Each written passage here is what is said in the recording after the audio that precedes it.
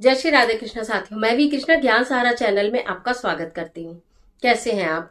आपके अच्छे स्वास्थ्य और सुखद जीवन की मंगल कामना करती हूँ। आपके अपने इष्ट देवों को कोटि कोटि नमन करते हुए, बड़ों को प्रणाम करते हुए वीडियो प्रारंभ करते हैं। बोलो सांचे दरबार की जय। माई मेरी सच्चियां जोता वाली माता, तेरी सदा ही जय हो। जयकारे वाले नु मिठियां मुरादा, बोलो सांचे दरबार की जय। महामाई के पावन नवरात्रे चल रहे हैं और हम आज बात करेंगे अष्टमी और नवमी, यानी कि आप अगर पूरे नवरात्रों में आपने कलश स्थापना की है तो भी, या नहीं की है तो भी, व्रत रखे हैं तो भी, नहीं रखे हैं तो भी, आप घर में रहते हैं तो भी, आप कहीं बाहर रहते हैं तो भी, अष्टमी नवमी पर कन्या पूजन सभी करते हैं।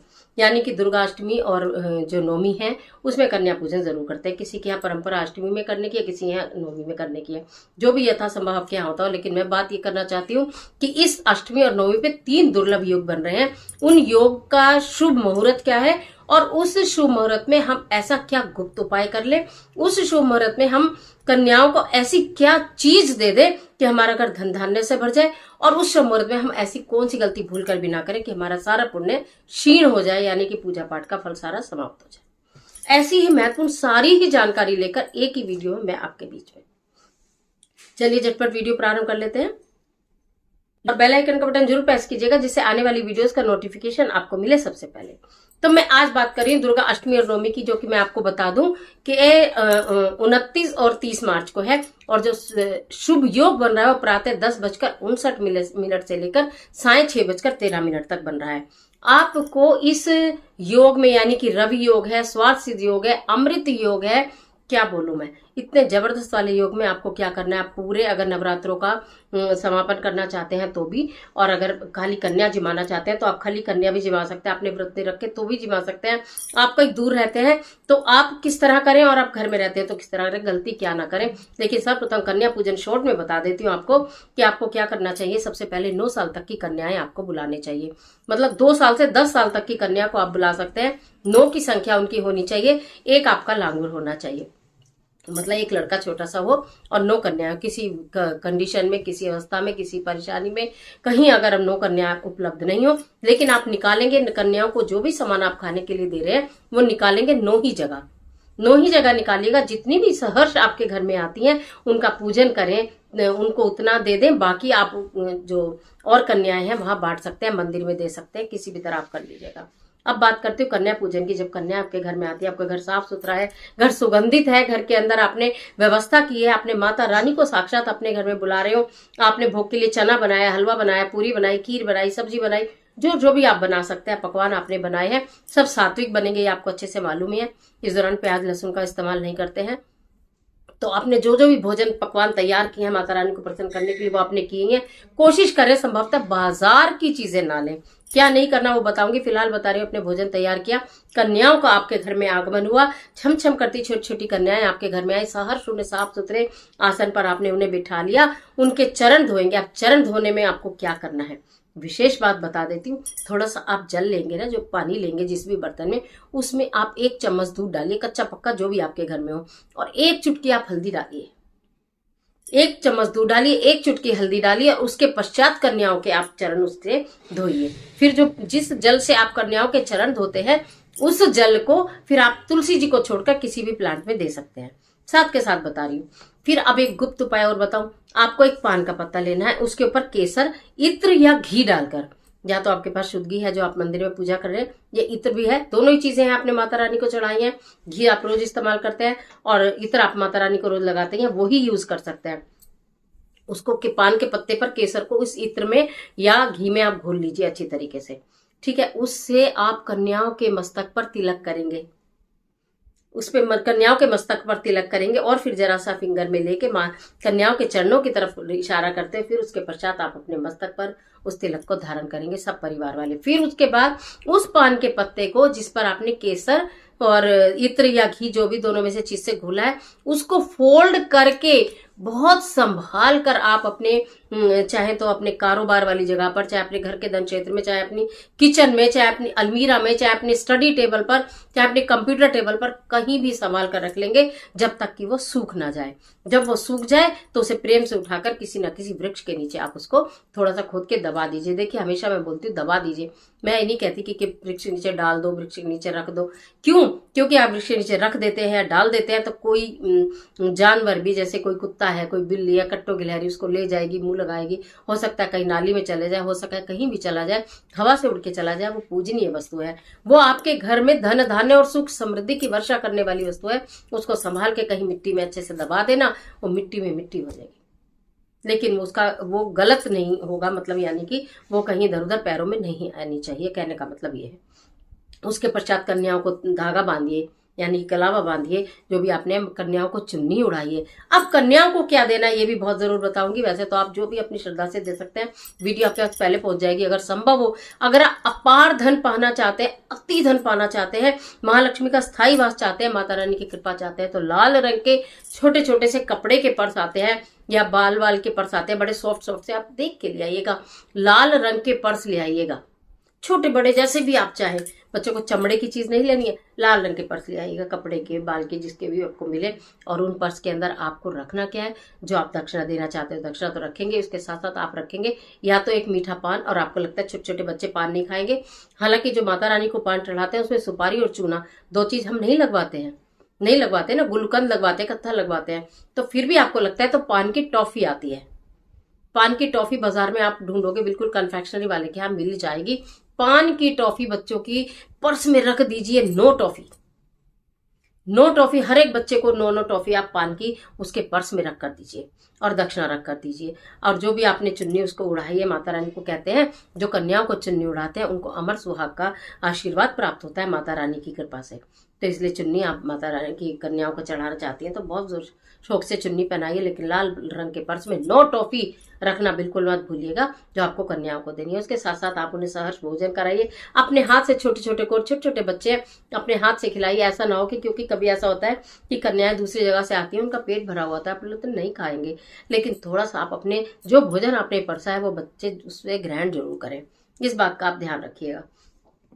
तो आपको ये सारा कर लेना है प्रोसीजर। आपने चूड़ी लाई है तो चूड़ी पहना दीजिए, जो भी श्रृंगार आप करना चाहते हैं उनका श्रृंगार कर लीजिए। चरण जरूर धोने, मैंने बताया, हल्दी और दूध डाल के। उसके पश्चात आपने फिर कन्याओं के चरण स्पर्श कर लेने। जाने से पहले नतमस्तक हो जाइए। अगर कोई कन्या आपके सिर पर हाथ रख देती है प्रसन्न मुद्रा में, तो समझ लो आपके तो वारे न्यारे हो गए, समझ लेना वारे न्यारे हो गए। कितनी बार हमने भी अपने घर में ऐसा चमत्कार देखा है कि हम बच्चों से कुछ नहीं कहते, बस हम ऐसे करके पैर में झुका लेते हैं, सिर को, पैर छू लेते हैं, तो कभी कोई लड़की हमारे तेज कमर पर हाथ रख देती है और मुस्कुराती है। मतलब उस समय उसकी छवि देखने वाली होती है कि उसने हमारे सिर पर या हमारी कमर पर हाथ रखा और वो मुस्कुराई, शर्माई, कुछ खुश हुई। आप समझ लीजिए माता रानी आपकी पूजा से बहुत प्रसन्न है। आने वाला समय आपका बहुत ही अच्छा व्यतीत होने वाला है। तो इस तरह से आपने कन्या पूजन की सरल विधि मैंने बता दी, आप चाहे जैसे वो आप कर लीजिएगा। खाने पीने का सामान जो भी है उनके पहुंचाइएगा। अब उसके बाद ये भी बता दूं कि अगर कन्या नहीं मिले तो वो आपको मंदिर में देना है या कहीं भी जरूरतमंद कन्याएं हैं, थोड़ा सा अंदाजा लगा के रखिएगा कि हमारे आसपास कन्या नहीं है तो हम उस भोजन को कहाँ पहुंचाएं, लेकिन निकालना 9 ही जगह होता है। अब बात करेंगे कि इस अष्टमी नवमी पर कन्या पूजन में हमें क्या गलती भूले से भी नहीं करनी है। पहली बात तो जितनी भी आप कन्याएं बुलाएं, कोई यहाँ से हो, वहां से हो, आपकी अपनी हो, पराई हो, किसी में कोई भेदभाव भूले से भी नहीं करिएगा। जो एक को देंगे वही सबको देखेंगे, जिस दृष्टि से एक को देखा है उसी दृष्टि से सबको देखेंगे। ना मालूम किस कन्या में माता रानी विराजमान है, ना मालूम किस कन्या के रूप में माता रानी आपके घर में आई है, इसलिए किसी को भी इग्नोर नहीं करेंगे, सबको एक समान दृष्टि से देखेंगे। चमड़े का बना हुआ सामान, कोई भी चमड़े की बनी हुई वस्तु आप कन्याओं को नहीं देंगे।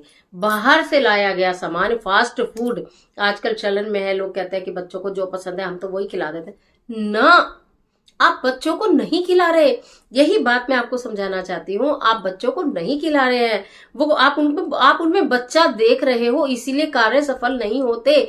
आप उनमें माता देखो।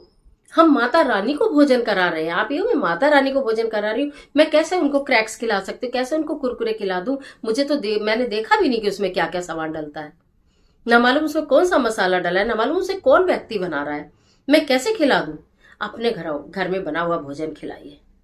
अपने घर में बना हुआ, फैशन की दौड़ में मत पीछे भागिए, आप फिर पछताते हैं। हमने बहुत पूजा करी, पाठ की, 9 नोरते व्रत भी करे, हमने सब कुछ करा, हमें तो कोई फल ही नहीं मिलता, हमें तो कभी कोई फायदा ही नहीं होता। कहीं ना कहीं चूक कर जाते हैं। तो इस बात का आप ध्यान रखिए कि आप अपने घर में जितना भी भोजन बना सके, एक चीज बनाइए, 2 चीज, चाहे हलवा पूरी आप बनाइए चना, और आप उससे माता रानी का भोग लगाइए, और वही माता रानी को मंदिर में भोग लगाइए, वही कन्याओं को खिलाइए, और आप तृप्त, बच्चे भी तृप्त और आप भी तृप्त, प्रसन्न भाव से। कोशिश संभवतः ये करिए कि जिन सामान में आप बच्चों को, मतलब जो बर्तन है जिसमें बच्चों को आप खाना दें, या तो वो स्टील के हों या फिर वो पत्तल हो, जो पत्तल आती हैं, लेकिन कभी भी प्लास्टिक की प्लेटें जो आती है ना, जो प्लास्टिक की प्लेटों में दे देते हैं सामान, वो मत दीजिए, अवॉइड करिए कि आप प्लास्टिक के बर्तन में सामान ना दें बच्चों को खाने के लिए। आप ना पत्तल में दें, पत्तल भी आते हैं आजकल बाजार में, ढूंढोगे सब कुछ बहुत बहुत संख्या में उपलब्ध है। नहीं तो फिर स्टील के बर्तनों में आप बच्चों को खिला सकते हैं। बच्चों को, कन्याओं को खिलाने के बाद जिस स्थान पर आपने कन्याओं को भोजन कराया है, उस स्थान को उनके जाते के साथ भी झाड़े नहीं, झाड़ू न लगाएं, पोछे कुछ नहीं करें, और संभवतः उनके जाने के बाद उसी स्थान पर बैठ के आप भोजन ग्रहण करें। अगर आपने पूरे व्रत करें तो वहीं बैठकर अगर व्रत खोलेंगे, आपको कई गुना ज्यादा आपके व्रत का फल प्राप्त होगा। कर देखिए, छोटी छोटी बातें हालांकि आपको अजीब लग रही होंगी, लेकिन है बहुत जबरदस्त वाली। ये वो चीजें हैं, वो जो पिछले बहुत सहस्त्रों सालों से चली आ रही है, जहां हमारे बड़े बुजुर्ग भी ये किया करते थे। यहाँ कन्या बैठ के गए, हम तो यहीं बैठकर प्रसाद ग्रहण करेंगे। वो प्रसाद है, वो भोजन नहीं है, वो प्रसाद है माता रानी का, जो आपने तैयार किया है। प्रसाद में अपना स्वाद होता है, कहते हैं ना, भोजन में वो स्वाद नहीं होता जो प्रसाद में होता है, क्योंकि हम उसे चखते ही नहीं। भूले से भी कोई जो भी आप माता रानी का प्रसाद बनाए, उसे चख कर ना देखें कि पहले मैं चख लूं कैसा बना है कैसा नहीं, ना, उसे चखना नहीं है। वो जैसा भी बना होगा बहुत अच्छा बना होगा, महामाई की कृपा से प्रसाद में अपना स्वाद होता है। तो इसलिए उसे चखने की भूल बिल्कुल भी ना करें। जहां कन्या जाए वहां बैठकर भोजन ग्रहण करें, और उसके पश्चात आप उस सामान को हटा सकते हैं जो आपने उनके लिए बैठने के लिए व्यवस्था करी है, उसके बाद आप हटा दीजिए। इसके साथ साथ जिस दिन आपने कन्या पूजन किया है, जिस दिन आपने कन्याओं को भोजन किया है, जिस दिन आपने माता रानी का के व्रत का समापन किया है, उस दिन आप ये संभवतः कोशिश करें कि अब तो आज मेरे व्रत खुल गए, आज लाओ बहुत सारे मैं कपड़े धो दूं, आज मैं बाल कटवा लूं, तो आज मैं चलो आईब्रो बनवा लूं, आज मेरा व्रत पूरे में, तो आज मैं चलो मार्केट चली जाऊं शॉपिंग करने घर बंद करके। नहीं, ये छोटी छोटी बातें जो आपने 8 दिन सब्र किया, एक दिन और सही, जब आप व्रत का पारण पूर्ण रूप से पारण कर लें, यानी कि जब चौकी विसर्जन हो जाए, जब आपने माता रानी को उनके यथा स्थान पर स्थापित कर दिया और आपने चौकी हटा दी, आपने सब चीजों का विसर्जन कर दिया, उसके बाद आप कुछ भी कर सकते हैं, लेकिन उससे पहले ना करें। अगर आपके घर में दुर्गाष्टमी की पूजा हो जाती है, कन्या बैठ जाती है, तो भी आप नवमी के दिन जोत जलाएंगे, आप नवमी के दिन भी सात्विक भोजन ग्रहण करेंगे, चाहे आपका अष्टमी को व्रत खुल गया हो तो भी। और दशमी के दिन ही आप अपने व्रत का पारण करेंगे, यानी कि आप दशमी के दिन ही माता रानी की चौकी को हटाएंगे। चौकी कैसे हटाएं, क्या हम विसर्जित करें, क्या नहीं करें, क्या हमें अपने पास रखना है, किस मुहूर्त में हमें चौकी हटानी है, ये सारी नेक्स्ट वीडियो में आपको मिल जाएगी जानकारी। लेकिन आज मैंने आपको बताया गुप्त उपाय ये कि जो पान का पत्ता है उसको संभाल के रखना है, जिसमें आपने वो तिलक बनाया है, इसके साथ साथ चरण धोने में थोड़ी सी हल्दी और दूध आपको जरूर डालना है जब कन्याओं का चरण धोएंगे। उसके अलावा आपको ध्यान ये रखना है कि कन्याओं को देना क्या है। तो मैं समझती मैंने काफी हद तक जानकारी अष्टमी और नवमी से संबंधित आपको दे दी। कन्या पूजन से संबंधित, कन्या पूजन खूब अच्छे से कीजिएगा, क्योंकि वो आपके घर में साक्षात नौ दुर्गा प्रवेश कर रही हैं। नौ दुर्गा आपके घर से प्रसन्न होकर जाएं, आपके सिर पर यथा इच्छा, अपनी इच्छा से अगर वो सिर पर आपके हाथ रख देती है, आपके बारे न्यारे होंगे ही, ये तय है। आपके घर के दुख दूर होंगे ही, ये तय है। आपके घर से परेशानियां जाएंगी ही, ये तय है। और आपके घर में खुशहाली आएगी, सुख आएगा, समृद्धि आएगी, मान और सम्मान बढ़ेगा, आपका यश और कीर्ति बढ़ेगा, आपका जितने भी बिगड़े काम है वो बनने लगेंगे, आपकी मनोकामनाएं पूर्ण होंगी। क्योंकि पूरे नवरात्रों भर मैंने आपको हर दिन उपाय बताया कि ये नहीं तो ये कर लो, ये नहीं तो ये कर लो, या एक कर लो या सारे कर लो, इसमें कुछ नहीं जाता। पूजा आप तब भी करते हैं, पूजा में ये चीज ऐसे कर ली और ये चीज ऐसे कर ली, अगर वो करने से आपके काम बनते हैं तो करने में हर्ज चाहिए क्या है, जरूर कर लेने चाहिए। पूजा पाठ के ही काम होते हैं, भगवान प्रसन्न होते हैं। बस ये है कि हमने दूसरे तरीके से थोड़ा उन चीजों को थोड़ा दूसरे तरीके से करा तो हमारी इच्छा पूरी हो गई। इस तरह से करके आपको करना है। और जिस दिन आप पारण करेंगे, यानी कि जिस दिन आप चौकी विसर्जन करेंगे, उस दिन भी शाम को अपने घर में आपको क्या जलाना है, चमत्कारी चीज, वो भी वीडियो में आपके बीच में लाऊंगी। लेकिन फिलहाल आज के लिए इतना ही, इजाजत दीजिए। आशा करती हूँ वीडियो निश्चित आपके लिए बहुत उपयोगी साबित होगी। मिलती है और जबरदस्त वीडियो के साथ, तब तक हंसते रहिए, मुस्कुराते रहिए, अपना और अपने अपनों का ख्याल कीजिए।